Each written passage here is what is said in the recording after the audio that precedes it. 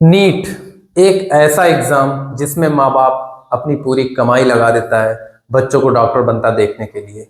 ठीक है। इस एग्जाम को इस साल 24 लाख बच्चों ने दिया था। ठीक है। 24 लाख स्टूडेंट्स ने इस बार अप्लाई किया था इस एग्जाम को देने के लिए। ठीक है। उसमें से 11.5 लाख ऐसे बच्चे थे जिन्होंने इस एग्जाम को क्वालिफाई किया। ठीक है। और उसमें से 67 ऐसे स्टूडेंट्स थे जिनकी रैंक 1 आई है। ठीक है। और 2 ऐसे स्टूडेंट्स थे जिनके 719 मार्क्स भी थे, जो कि पॉसिबल नहीं है। अभी बताएंगे हम किस तरीके से 718 और 719 मार्क्स पॉसिबल नहीं है, लेकिन एनटीए ने इस बार 718 और 719 मार्क्स भी पॉसिबल कर दिए हैं। ठीक है। तो सबसे पहले देख लेंगे कि जो 2 स्टूडेंट्स थे इनके 718 और 719 मार्क्स थे वो कैसे आए। ठीक है। तो सबसे पहले देख लेते हैं इसमें कि ये एग्जाम जो होता है वो उसमें 180 क्वेश्चंस होते हैं। ठीक है। और जो हमारा एक क्वेश्चन होता है वो होता है 4 मार्क्स का। तो हमारा पूरा जो पेपर होता है वो होता है 720 मार्क्स का। 720 मार्क्स का हमारा ये एग्जाम होता है। ठीक है। और इसमें माइनस मार्किंग 1 रहती है, मतलब हर एक गलत क्वेश्चन के लिए वो 4 मार्क्स और 1 मार्क्स माइनस मार्किंग होती है इसकी। ठीक है। तो जैसे कि हमारा 180 क्वेश्चन होते हैं, अगर किसी बच्चे ने एक क्वेश्चन छोड़ दिया, मतलब कि अगर 179 क्वेश्चन किसी बच्चे ने किया और 179 क्वेश्चन पूरे सही हो गए, तो उस बच्चे के जो मार्क्स आते हैं कितने आते हैं? 716। कैसे?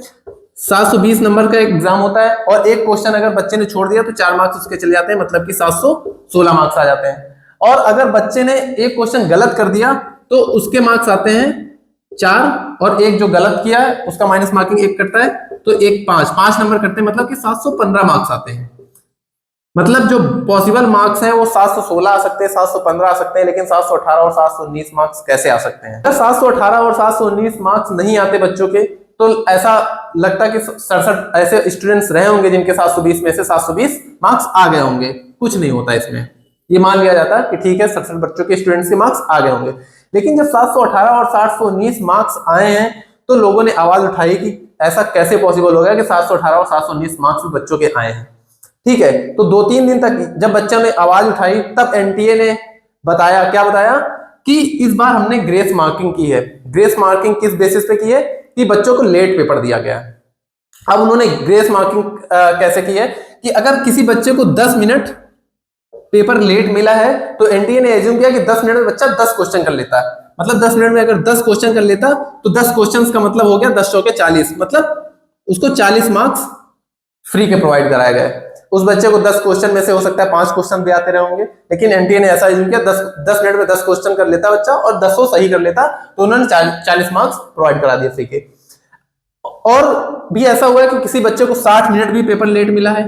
ठीक है। 60 मिनट का मतलब हो गया 60 क्वेश्चन, और 60 क्वेश्चन का मतलब हो गया 4 से मल्टीप्लाई कराया तो 240, मतलब 240 मार्क्स भी प्रोवाइड कराए हैं एनटीए ने।